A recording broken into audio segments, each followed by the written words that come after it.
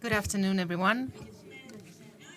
We have the great pleasure and the great honor, of course, to welcome in the context of the 32nd Greek Economic Summit the Minister of Education and Religious Affairs,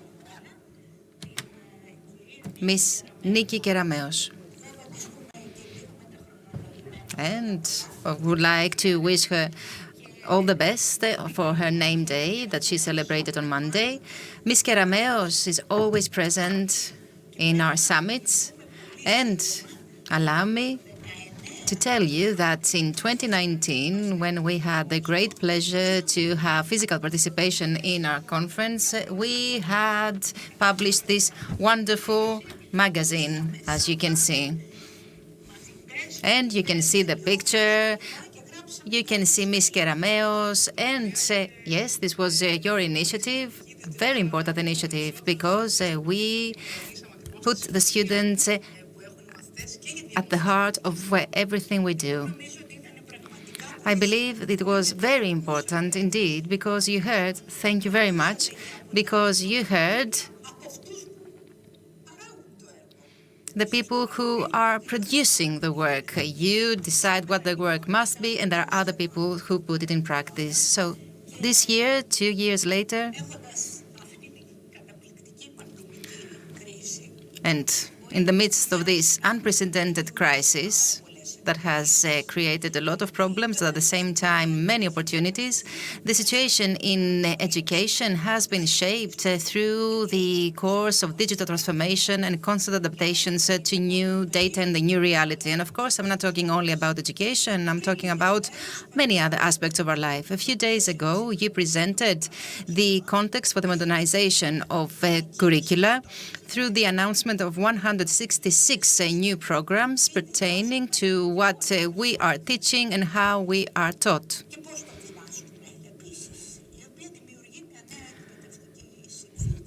I believe that this will create a new educational reality. And of course, in this transitional period,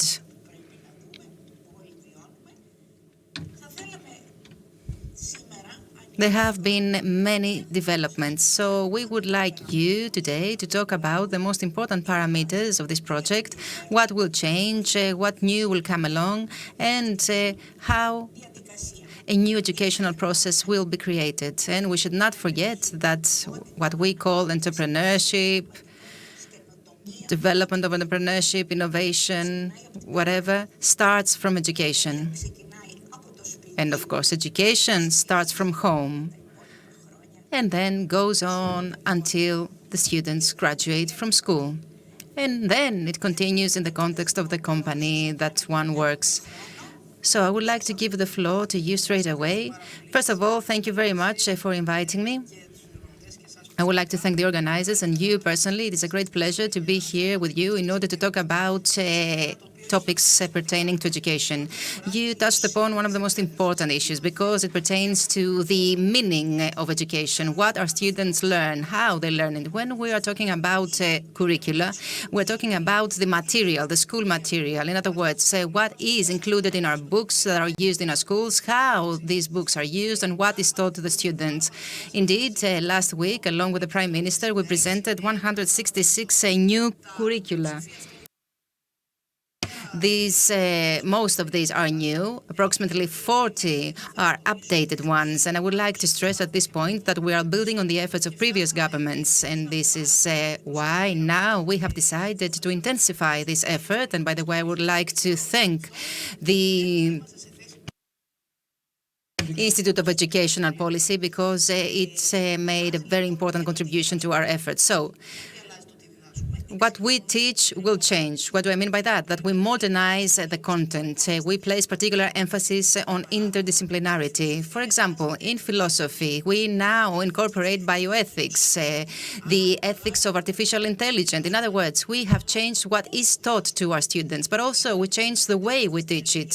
We now place particular attention to critical thinking, to more experiential education. For example, it is very important to record historic data and analyze this. But apart from this process of remembering dates and events, the students will now be called to write a letter as if they were living back then in order to become a part of this historic reality, in order to understand better the causes and the consequences of a historic event. So instead of learning by heart what Charillus Trikoupis did in 1875, now the students will take on the role of Trikoupis and will write a letter as if they were Trikoupis in order to better understand what was going on back then. And the third thing that is changing is the following. We are now having the digital aspects covering horizontally the education, which means that the content will be digital. We also introduce the so-called multiple book, which means that there are going to be several books for one subject, and this digital dimension will become a part of the content itself. For example, the students will be trained on mapping, they will be able to make virtual visits, and of course one would ask, how are you going to do all this in our schools? The answer is that we're going to use funds from the RRF. 1.3 billion euros will be channeled to education through the RRF, and for example, we will have interactive boards in our schools thanks to this fund. Another thing I would like to mention is that we have already started informing and updating interested parties, that is the teachers and the professors, about the upcoming changes. That is why we have decided to have a 2-year pilot implementation of this new program so that the educators will have time to familiarize themselves with this new program. The educators are the ones who will guide us in the future and will guide us in our effort to further improve this new curricula. As I said, we have started its pilot implementation in model and pilot schools, and by 2023 we plan to implement this new curricula in all the schools of the country. Okay, we knew all this since we have been keeping track of the developments, but still I would like to say that this is music to our ears because, okay, the first and most important thing is that the students will not learn everything by heart. On the contrary, they will understand what they are learning, and they will have deep knowledge of history. They will know what the heroes of the past were, what were the gods of the past, of the mythology, and so on and so forth. And this is very encouraging. And of course, apart from the students, all teachers and professors need to be constantly trained and educated. And of course, we need their guidance. And I would like to highlight that because there is no doubt that educators would play a decisive role in this whole process. Yes, of course. And we have talked about all these with the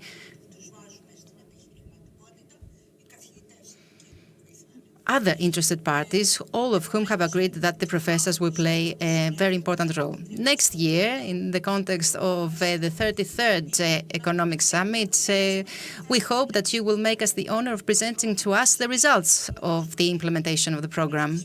Now, in most countries of the world, and of course, mainly in the European Union, the evaluation is a practice that has been tested for over 30 years, and it is something that is being implemented by most countries. Since last summer, you institutionalized the evaluation of the educational work that professors provide. And of course, this is very important since it is linked not only with the performance, but also with the future entrepreneurship. I would like to ask you, what do you see happening with this process? How is it going to be implemented? When a new democracy claimed the vote of the Greeks, evaluation was one of its main priority, was one of the main topics of its program. And this year, we will proceed to the practical implementation of evaluation. This year, for the very first time, after many years, we will have a universal evaluation of the teaching work in all schools. Now we have 99% of the country schools that have already proceeded to the first stage of evaluation. An evaluation that has, of course, the purpose to improve the work done at schools. What do we mean by evaluation, and on what is it based? We have certain axes that we have developed in the Ministry of Education. For example, innovative teaching methods, the ambience in the classroom, the climate, the relation between teachers and students, the rules of the school, any activities that boost the extroversion. So once we examine what the school is doing, for example, for extroversion, we also check whether there is any room for margin for improvement. And once the teachers record the extroversion activities, they may realize that there is a room for additional actions. And the good thing is the European Union offers many tools in order for this to be done, like Erasmus and many others. So what is the purpose of the evaluation? To proceed to improvements of the educational process. You were very right in saying that it is a rule in most countries, and especially European countries, the evaluation of the educational work. And now this evaluation will become a reality in our country in order to make our schools better for our students. It will become the schools will become better for the students, and of course this will be to the benefit of the society and to those who will carry on with the work and will support the growth of the country. Allow me to say something, because we hear many different things saying. So the evaluation aims at improving the process. It has nothing to do with the financing of schools. This is a bad rumor. It is not true. It is a mechanism that aims at improvement of the educational work. And in this improvement, the most important role will be played by the teachers, because they are the ones who will record the current state of affairs and will identify opportunities for improvement. And I hope that they have realized that, because only if they do so will they love and embrace this program. 2 years have gone by since you first took office. I know that time flies. 2019 seems as it was yesterday. Yes, many things have happened since. And we have all seen the huge effort that you are making in order to make our universities more extrovert. And of course, we don't have only the public universities, which are of excellent quality. The universities of our country are top universities, and those of you who doubt it should rethink it. And now, apart from the public universities, we have also the private ones. What would you like to say about this? Would you like to comment on the private universities? Look, at the universities of our country, extroversion is a basic pillar of the governmental program. Now, allow me to be sincere. I believe that we have excellent universities, we have excellent professors, administrative staff, and students. What we lack, in my view, is the position that our universities are worthy of in the global academic map. So we have followed two directions. The first was a legislative one. We have passed provisions that liberate the context for the framework for the operation of curricula in foreign languages, cooperation between Greek universities and foreign universities. In other words, we provided the universities with the tools to decide themselves, and I would like to highlight that, because we believe that the universities should be autonomous in order to make their own decisions. So the universities will be able to make their own decisions about the curricula. And the second thing we did was to invest greatly in relations with other countries, so as to open the gates of our country, and then to provide our universities with the possibility to come into direct contact with direct contact with universities of other countries. And when I'm talking about other countries, I'm talking about countries of the European Union. And it's a great honor to say that we have 7 Greek universities that take part in the so-called European universities. We have also approached American universities, British universities, Chinese universities, and we have forged bilateral relations with many other countries. So we have provided the possibility for the creation of foreign language curricula. And I would like to tell you that this year is the first year that we have medicine school providing a foreign language course.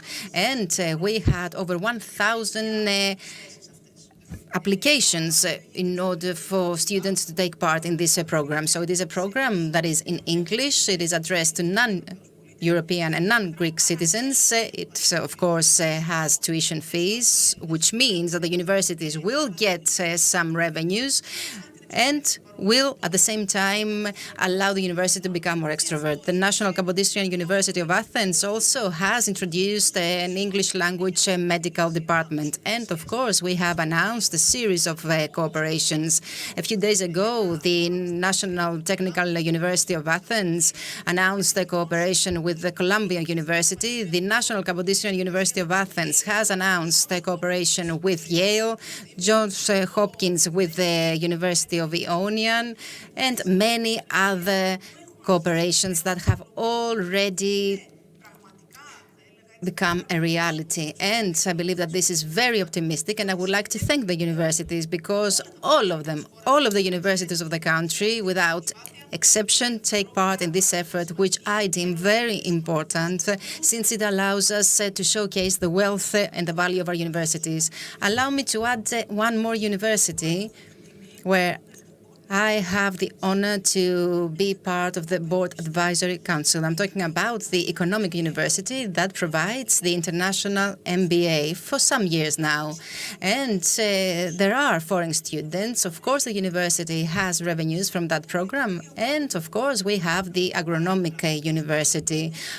As you said, and you remember, in April of 2017, 2018, that we again talked about the education in Greece in the Cycladic Museum. Yes, all the universities take part, and this is to their honor. And our role, you know, it stops at a given point. As I said, we try to open the doors for cooperation with other universities, and we want to bring in to contact our universities with universities of foreign countries.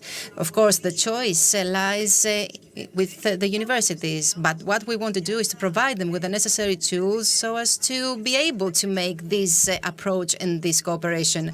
And you know, this effort in the end will be to the benefit of our students. Our students, for example, those who are at the National Technical University of Athens, and will have the possibility to get a double degree from the National Technical University and from Columbia University. You understand how great an advantage this is for them, but also for Greece.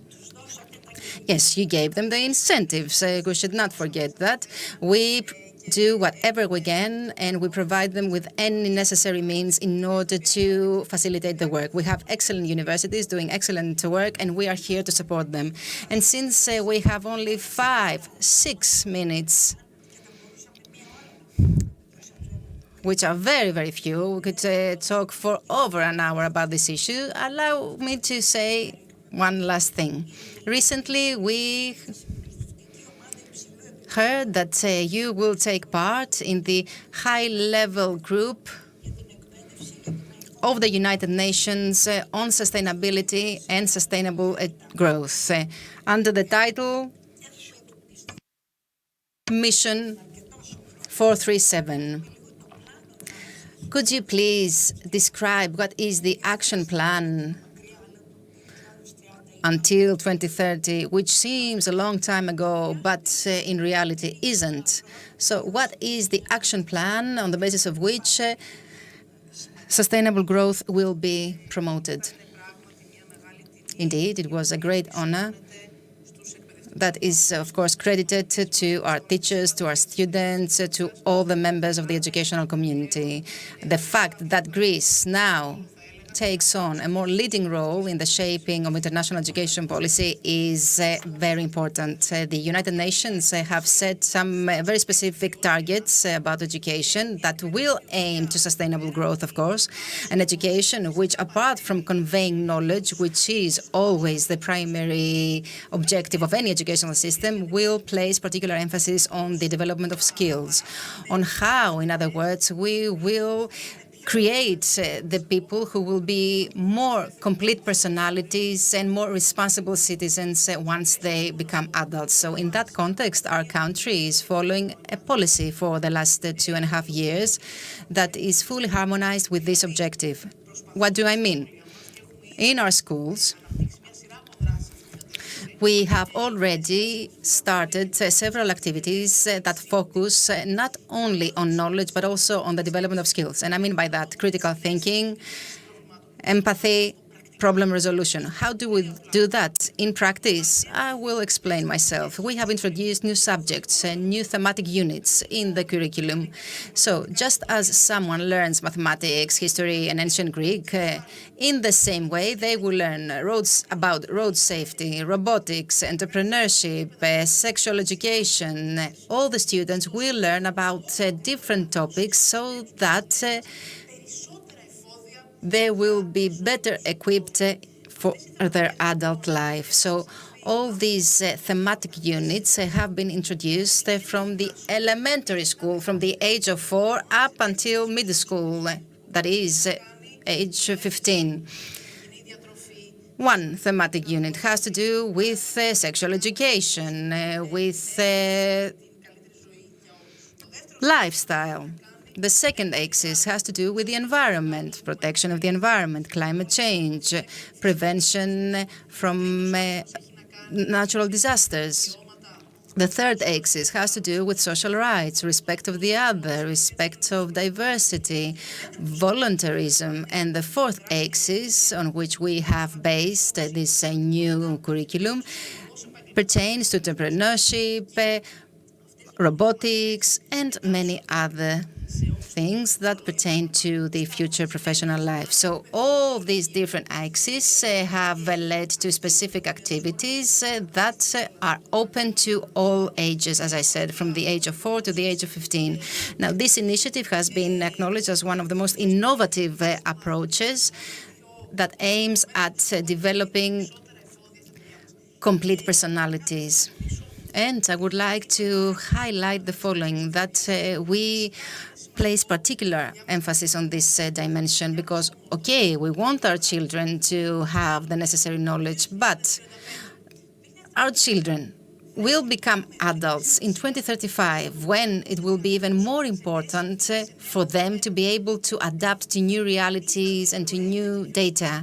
It becomes and will become even more important for the children to be able to learn and to be able to adapt to new circumstances. For example, profession. In the past, one studied that profession and followed that profession for the rest of their lives. Now, young people are called to change more than one profession, and this trend will increase in the future. So I believe that it is even more important now to ensure that our children will get the necessary knowledge, but also the necessary skills. Ms. Kerameus, all these are very important because we are living in an era